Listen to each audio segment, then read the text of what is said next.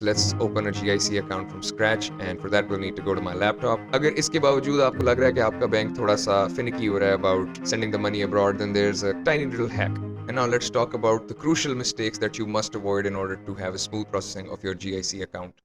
Hi guys, welcome back to my channel. Today we're going to be talking about the GIC program. कौन से banks हैं जो GIC offer करते हैं, आपको कौन सा बैंक चूज करना चाहिए और कौन सी मिस्टेक्स है जिनसे आपको बचना चाहिए, which could potentially ruin your entire GIC application. So let's get started. तो फर्स्ट थिंग्स फर्स्ट, सबसे पहले तो ये डिफाइन करना है कि GIC होता क्या है. So the GIC stands for a guaranteed investment certificate. अब इसेंशियली ये होता क्या है, आप किसी भी कनेडियन बैंक के अंदर 10,000 कनेडियन डॉलर्स डिपॉजिट कराते हैं जो आपको रीएम्बर्स होते हैं over the course of the next year. अगर आप SDS प्रोफाइल के थ्रू अप्लाई कर रहे हैं तो this is one of the prerequisites which you must do. अभी आपने 10,000 कनेडियन डॉलर्स इसलिए सबमिट कराने हैं ताकि आप कनेडियन गवर्नमेंट को ये दिखा सकें कि आप अपने आप को एक साल के लिए फाइनेंशियली सपोर्ट कर सकते हैं, आपके पास वो फाइनेंशियल मींस हैं. तो ये तो हो गया कि GIC होता क्या है. Now let's talk about the banks that offer GIC. So there are a number of banks that offer the GIC program for international students, and here's the list. अब इतने सारे banks देख के आपने confused नहीं होना. The two banks that you should be considering are CIBC and Scotiabank. ये दोनों banks मैंने इसलिए choose किए क्योंकि इनकी multiple branches हैं throughout Canada, तो आपके लिए अपने बैंक की branch ढूंढना ज़्यादा मुश्किल होगा नहीं. Now let's talk about what both these banks bring to the table, starting with CIBC Bank. So the one awesome thing about the CIBC Bank is that there is no program fees, whereas Scotiabank के अंदर आपको 200 Canadian dollars की programme fees देनी होगी जो bank charge करता है.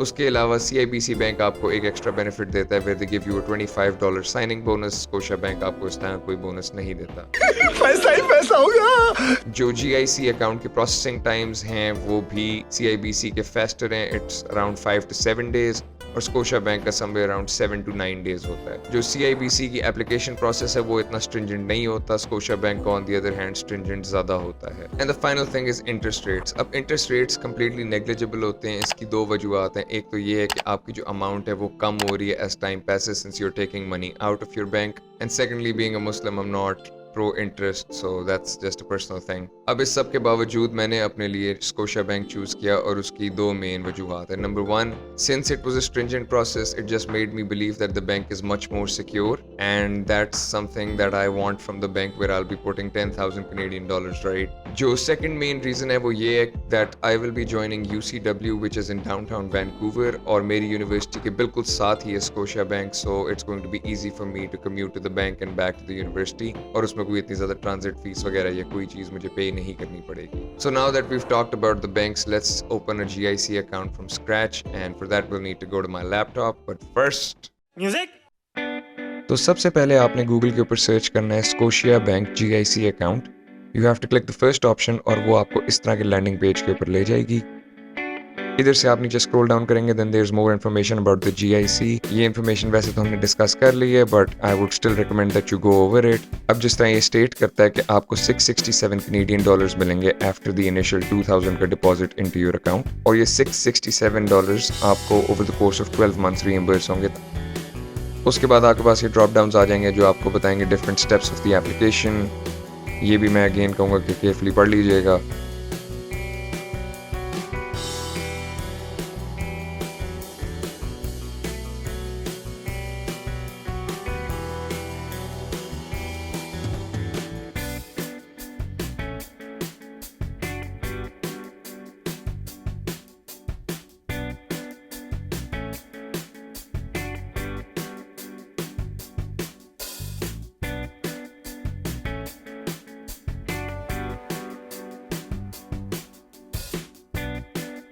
And when you scroll to the bottom, वहाँ जाके आप अपनी एप्लीकेशन स्टार्ट करते हैं. तो नेचुरली मैंने यहाँ पर जाके पाकिस्तान सर्च किया.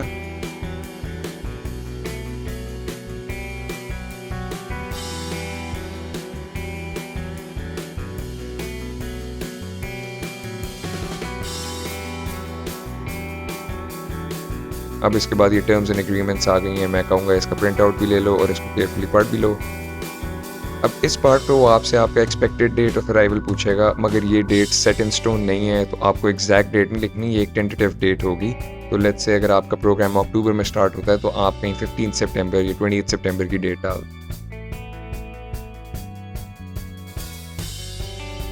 ओके जी, तो अब हम आ जाते हैं फर्स्ट स्टेप के ऊपर जिसके अंदर आपने अपनी पर्सनल डिटेल्स फिल करनी है. ये मैं तस्दीक कर देता हूँ और इसमें मैं फुल एक्चुअल ये मैं फिल कर देता हूँ और इसमें मैं एक्चुअल इन्फॉर्मेशन तो नहीं दूंगा because this is a demo.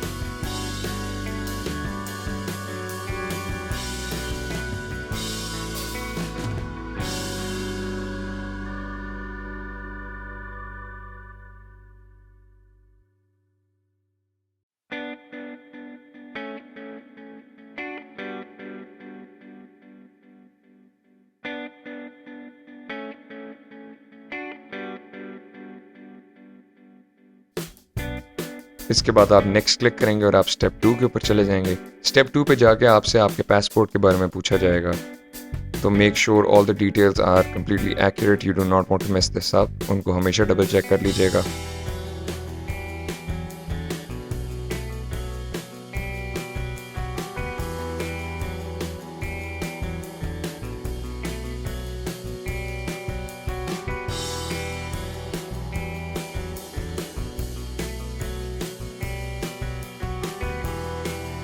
अब मैं अपने मास्टर्स के लिए जा रहा हूँ, इसलिए मैंने ग्रेजुएट स्टूडेंट सेलेक्ट किया है। एंड इसके बाद ड्रॉप डाउन आ जाएगा यूनिवर्सिटीज़ का। इसके अंदर बहुत सारी यूनिवर्सिटीज़ हैं। मेरी अपनी यूनिवर्सिटी मैंने काफ़ी ढूंढी मगर मुझे वो नहीं मिली, तो उस केस के अंदर आपने जाना है और आपने अदर्स क्लिक करना है। अदर्स के बाद आपको मैन्युअली टाइप करना होगा अपनी यूनिवर्सिटी का नाम। अगेन ये भी क्रॉस रेफरेंस कर लेना। अब मेरी UCW है तो वो यूनिवर्सिटी ऑफ कनाडा वेस्ट नहीं है, उसका एक्चुअल नाम यूनिवर्सिटी कनाडा वेस्ट है। इसके बाद आपका प्रोविंस ऑफ अराइवल आ जाएगा, वो आपको प्रॉब्ली पता ही होगा। अब ये एरर इसलिए आ रहा है क्योंकि मैंने पासपोर्ट में किसी किस्म के न्यूमेरिक्स नहीं दिए, तो बस जाके कुछ भी एंड या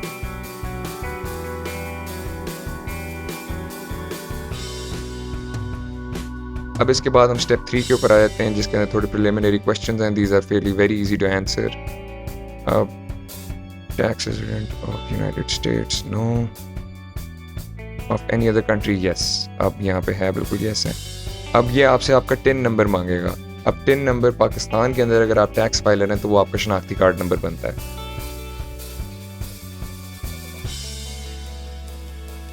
अब यहाँ भी मैं एक डेमो शनाख्ती कार्ड नंबर डाल दूंगा। अच्छा जी,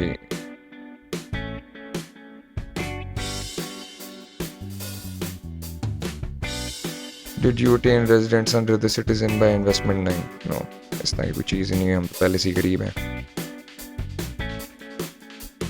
accept the country that you have declared, आपने कहीं और taxes? No, the answer is no.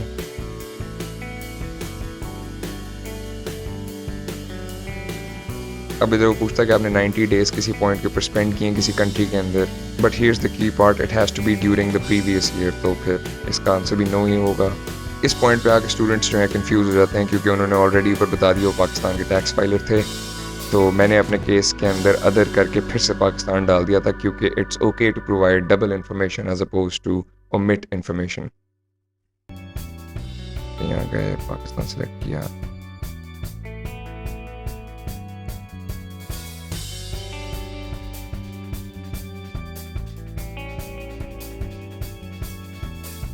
Step 4 जो है ये कम्प्लीटली आपके रिव्यू के लिए। मैं अगेन सजेस्ट करूंगा इसका प्रिंट आउट लेके अपने पास रख लो ताकि आपको पता हो आपने एग्जैक्टली क्या डिटेल्स अंदर अपनी डाली हुई हैं। जो स्टेप 5 होता है वो बेसिकली थैंक यू पेज होता है, but since this is a demo account I didn't go ahead with step 5 क्योंकि मैं ऑलरेडी बना चुका हूँ।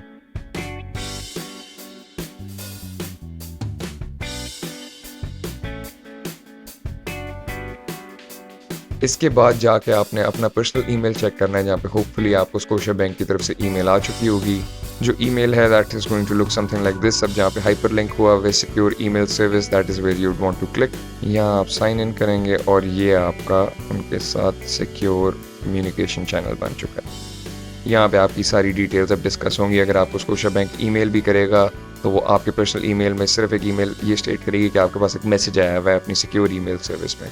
तो सारी कोरिस्पॉन्डेंस यहाँ से ऑनवर्ड्स होगी। And the first inbox they're going to send you is going to look something like this.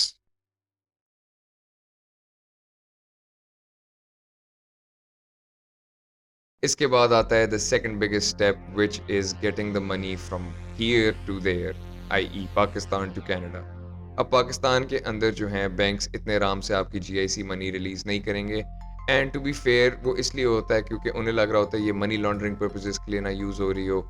And considering that 10,000 Canadian dollars is a huge amount, they are a little skeptical when it comes to sending the money abroad. अब आपको करना क्या है? पहली चीज़ आपने SDS के बारे में एक इन्फॉर्मेशन का प्रिंट आउट लेना है कि SDS है क्या। गवर्नमेंट ऑफ कनाडा की वेबसाइट पे वो रेडली अवेलेबल है। वो आपने लेके जाना है अपने बैंक टेलर के पास, उसमें हाईलाइट कर दीजिएगा वो पार्ट्स जो ज़रूरी हैं, like the amount you need to send, why is it necessary, it's a prerequisite, what's required, याडा बाडा बाडा। सेकंड जो चीज़ अपने साथ आपने लेके जानी है वो है आपका letter of acceptance, because that adds credibility to why you are sending the money abroad. और थर्ड आपने अपना पासपोर्ट लेकर जाना है जो आपकी रेमिटेंस फॉर्म के अंदर यूज़ होगा। अब रेमिटेंस फॉर्म होता क्या है? Basically that's the form they fill in order to send your money from here to there. अगर इसके बावजूद आपको लग रहा है कि आपका बैंक थोड़ा सा फिनिकी हो रहा है about sending the money abroad, then there is a tiny little hack. आपने उसे जाके बताना है कि that you're aware of the state bank's policy which allows students to send money from here to Canada. State bank की policy is basically the word जिसके बाद आपका काम hopefully हो जाएगा. And now let's talk about the crucial mistakes that you must avoid in order to have a smooth processing of your GIC account. But first, I highly recommend that you consider pressing the subscribe button. There are going to be a lot of information videos that are going to help you in your journey from here to Canada. Mistake number 1. Please make sure कि जिस account से आप पैसे भेज रहे हैं अपने GIC account के अंदर दोनों अकाउंट्स का टाइटल सेम होना चाहिए। तो अली आसिफ के अकाउंट के अंदर से ट्रांसफ़र होंगे फ्रॉम पाकिस्तान टू कनाडा और कैनेडियन GIC अकाउंट के टाइटल का नाम भी अली आसिफ के अंडर होगा। योर फादर, मदर्स और any siblings can not transfer it on your behalf. The second biggest mistake students make is the address. Make sure that the address listed in your bank account in your home country is the same as the one in your GIC account. They will verify your address as well as your name by the time you end up in Canada, and if they do not fall perfectly in line तो आपका GIC reject भी हो सकता है जिसकी वजह से आपको काफ़ी मुश्किलात का सामना करना पड़ सकता है। So avoid that. And the third final thing, अब पिछले कुछ महीनों के अंदर हमने देखा कि रुपी जो है वो काफ़ी हेविली डिप्रिशिएट किया और अब वो रिगेन कर रहा है, मगर इस तरह की fluctuations make a huge difference when you are sending an amount as big as 10,000 Canadian dollars from your home country to Canada. मैंने अपने केस में ये किया था कि मैंने अपना $1 अकाउंट खोला था इन MCB और उस अकाउंट के अंदर मैंने डॉलर्स ट्रांसफर करने के बाद वहां से डायरेक्ट भेजे थे कनाडा। अब इससे ये फायदा हुआ कि एक साइड पे रुपी डिप्रिशिएट कर रहा था मगर डॉलर की अमाउंट अपनी जगह पे खड़ी हुई थी जिसकी वजह से मुझे कुछ ज़्यादा फ्लक्चुएशंस का सामना करना नहीं पड़ा।